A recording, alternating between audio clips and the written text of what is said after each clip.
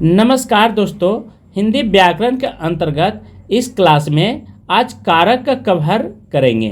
कारक के साथ अंत में ऑब्जेक्टिव क्वेश्चन भी बताने जा रहा हूं। दुनिया की कोई भी परीक्षा देना चाहते हैं तो कारक से 2 से 4 प्रश्न 100% आने की संभावना है। यहाँ पे एक बच्चा है जिसके हाथ में खिलौना है। अब बच्चा खिलौना से क्या कर रहा है? खेल रहा है। तो बच्चा खिलौना से खेल रहा, जो से आ गया, ठीक है, वह कारक चिन्ह कहलाता है। चलिए परिभाषा भी ध्यान में रखते हैं। संज्ञा या सर्वनाम के जिस रूप से उनका क्रिया के साथ संबंध सूचित हो उसे कारक कहते हैं। ठीक है, जैसे यहाँ पे देखिए से है, ये क्या कहलाता है?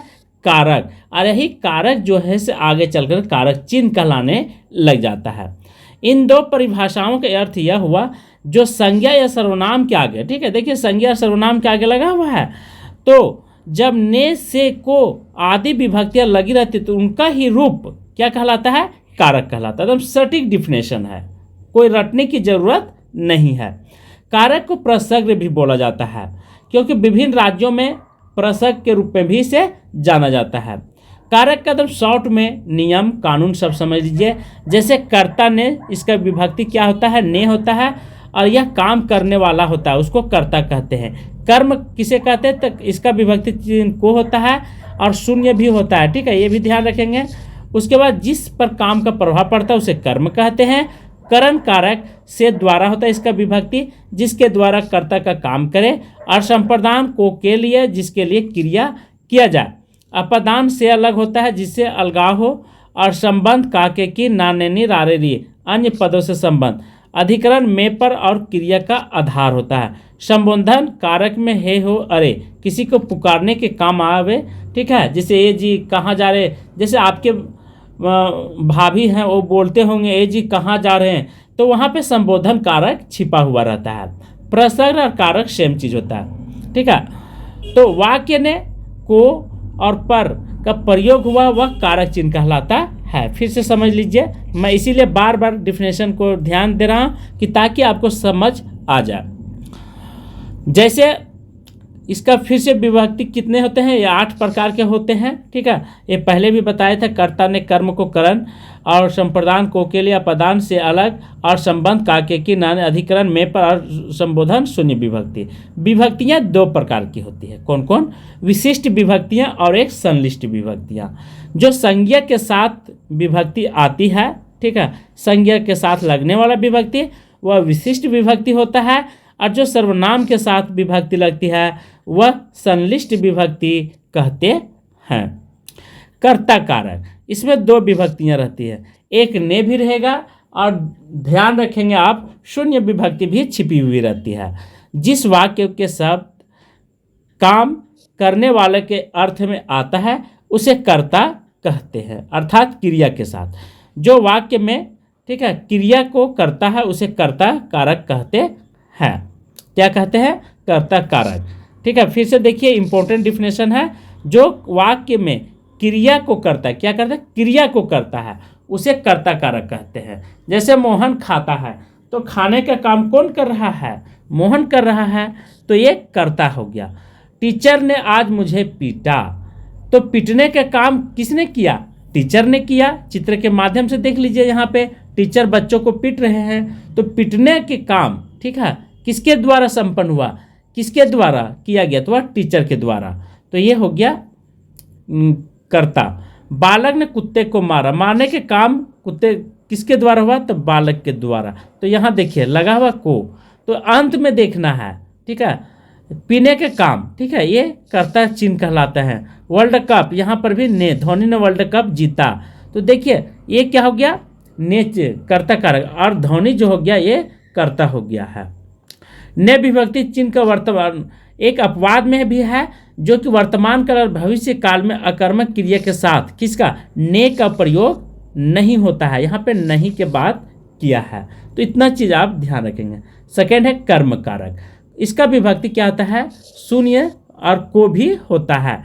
जिस वाक्य में क्रिया का प्रभाव जिस शब्द पर पड़ता है, किस पर? जिस शब्द पड़ता है उसे कर्म कारक कहते हैं।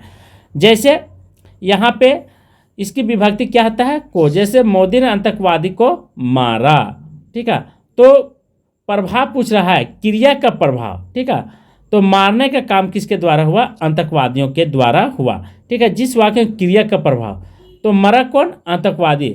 लिखा कौन? तो पत्र। तो देखिए इसके पहले ने लग गया, ये कारक चिन्ह कहते हैं को। तो इस तरह से आपको ध्यान रखना है। अर्थात राम ने रावण को मारा।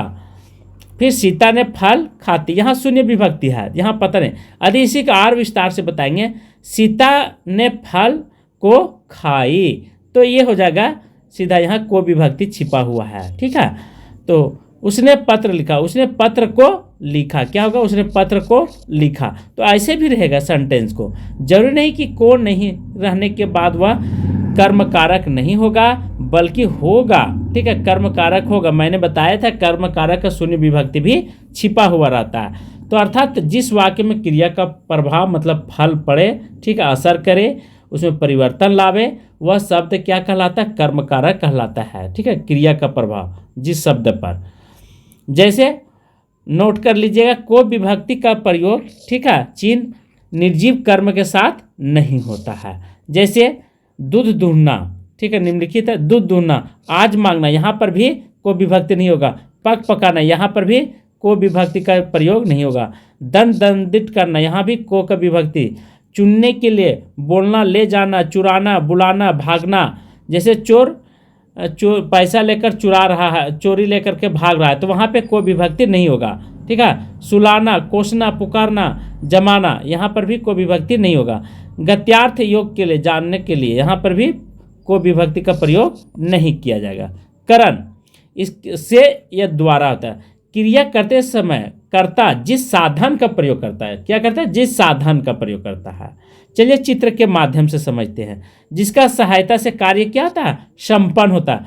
जैसे जयद्रथ ने अर्जुन को तीर से मारा, अर्जुन ने जयद्रथ को तीर से मारा। तो तीर क्या है यहाँ पे, ये ध्यान रखेंगे। तीर जो है ये करण का काम करेगा, करण कारक कहलाएगा। माध्यम क्या है मारने का? वह तीर है, और इसके पहले को विभक्ति लगा हुआ है, तो कर्ता ने कर्म को, ठीक है। उसके बाद कृष्ण ने कंस को चक्र से मारा। किससे मारा? कंस चक्र से मारा। तो लास्ट में देखना है, ठीक है, ये से, ये नहीं किसको को, ये बिल्कुल नहीं देखना फर्स्ट या सेकेंड। यदि सेंटेंस लंबा है तो लास्ट को ही देखेंगे हम। गाड़ी ने जानवर को धक्का मारा, मारने से पहले देखिए इसमें से विभक्ति लगा हुआ, अपवाद में है, उसे भी थोड़ा ध्यान रखेंगे। संप्रदान कारक को के लिए होता है, जिसके लिए कुछ किया जाए और जिसको कुछ दिया जाए, ठीक है।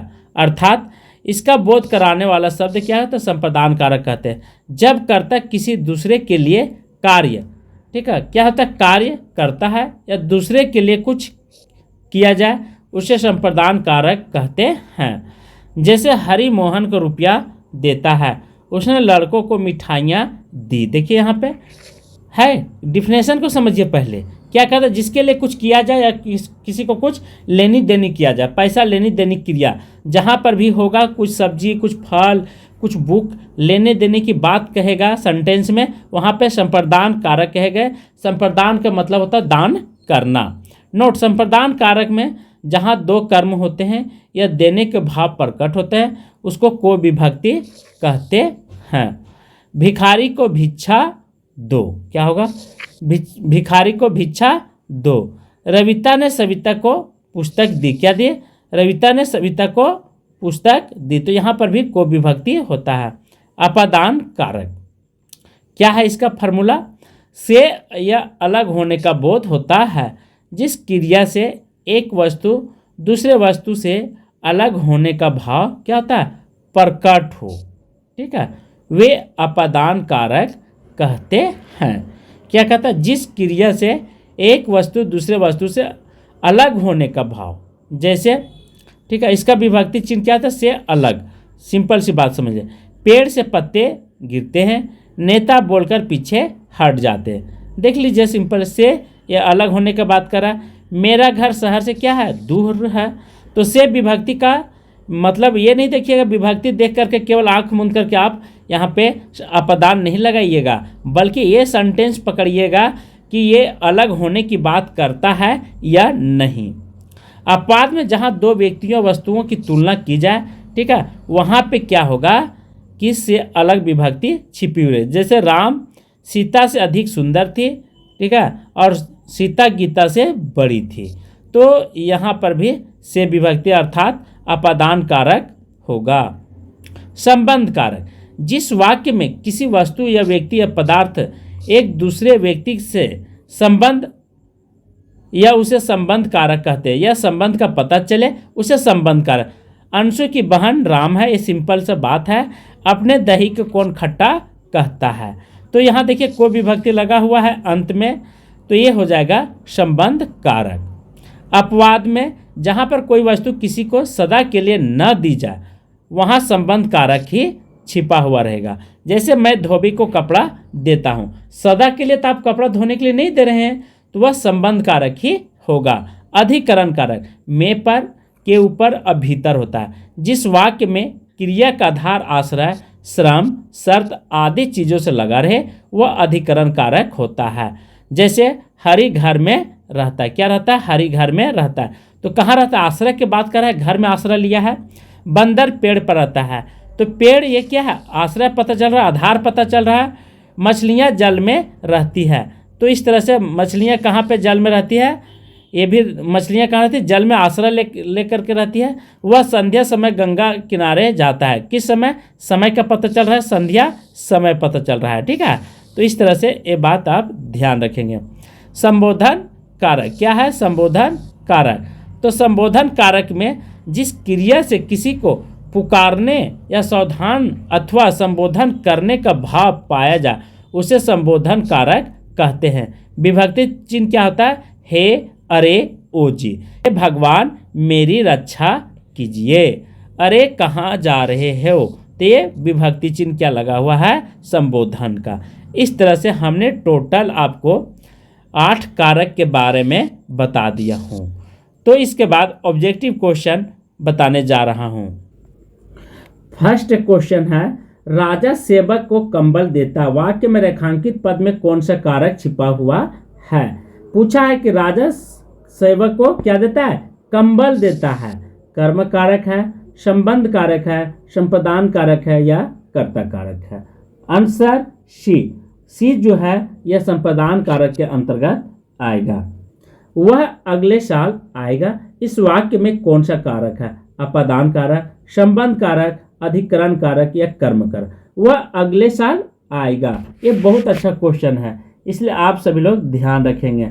आंसर सी अधिकरण कारक है, वह अगले साल आएगा, ठीक है। समय की यहाँ बात कर रहा है, तो अधिकरण कारक, ठीक है। अधिकरण में हम आपको क्या डिफिनेशन बताए थे दोस्तों कि, और थर्ड है बच्चे बस में पाठशाला जाते हैं, इस वाक्य में कौन सा कारक है, बच्चे बस में पाठशाला जाते हैं। तो अपदान, करण, संप्रदान या अधिकरण, कौन सा कारक यहाँ पे छिपा हुआ है। ध्यान रखेंगे, बच्चे बस से पाठशाला जाते हैं, आंसर डी, ठीक है, यह करण कारक है। 4 वाक्य में जिस शब्द से क्रिया का संबंध का बोध हो उसे क्या कहते हैं, संबंध, अपदान, करण या संप्रदान। तो ये करण कारक कहलाता है, क्रिया का संबंध, ठीक है, बोध हो, सीधा सीधा समझ लीजिए। बहुत अच्छा क्वेश्चन, इसलिए आप सभी लोग आंसर देने का प्रयास जरूर करेंगे। 5 है, मैंने राधा के लिए कपड़े खरीदे, इस वाक्य में कारक बताइए, अपदान, संप्रदान, करण या कर्ता। मैंने राधा के लिए क्या किए थे, कपड़े खरीदे थे, इस वाक्य में क्या है, तो मैंने राधा के लिए कपड़े खरीदे थे, का के लिए यहाँ पे लगा हुआ है, ठीक है, के लिए, तो आपको विभक्ति चिन्ह सदा के लिए आद होना चाहिए। तो के लिए किसके होता है, यह अपदान कारक होगा, ध्यान रखेंगे। 6 अन्य पुरुष एक वचन सर्वनाम संप्रदाय कारक बहुवचन रूप होगा, उससे, उनके, उनसे, उन्हें। तो यहाँ पे पूछा है कि अन्य पुरुष एक वचन संप्रदान कारक क्या होगा, तो संप्रदान कारक में हो जाएगा, क्या हो जाएगा, उन्हें। इससे अच्छे तो आप है, कौन सा कारक है, अधिकरण, अपदान, करण या संबोधन। तो 7 का आंसर बहुत ही अच्छा क्वेश्चन है, इसलिए आप सभी लोग ध्यान से देखेंगे और देने का प्रयास जरूर करेंगे, क्योंकि ऐसे ऐसे क्वेश्चन मैं दे रहा हूं जिससे आपका दिमाग का बत्ती जल जाएगा। आंसर सी, यह करण कारक है। राम सीता से सुंदर है, इस वाक्य में कौन सा कारक है? अपदान, करण या संप्रदान या संबंध? क्या पूछा? राम सीता से सुंदर है। ठीक है, राम सीता से क्या है? सुंदर के बारे में यहाँ पे चर्चा किया है। आंसर बी, अपदान कारक है। 9 है, वह मुझसे अलग रहता है। रेखांकित शब्द के आधार पर बताइए कि यहाँ कौन सा कारक छिपा हुआ।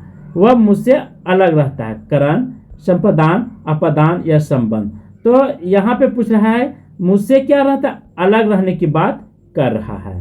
ठीक है, तो अपदान कारक होगा या संप्रदान होगा, आप जरूर बताएंगे, क्योंकि वह मुझसे अलग होने का, तो यहाँ पे मैंने बताया था अलगवाद का जहां भी होगा यह अपदान होगा। ठीक है, अपदान मतलब यह से अलग होना। 10 है, अपदान कारक उत्तम पुरुष बहुवचन रूप होगा। अपदान कारक उत्तम पुरुष हमसे, उससे, मुझको या हमको? आंसर बी, क्या होगा? हमसे। ये मेरा सही हो गया। इस तरह से हमने टोटल 10 ऑब्जेक्टिव क्वेश्चन बताए हैं। तो आज की क्लास मैं यहीं पे समाप्त करा। थैंक यू, धन्यवाद।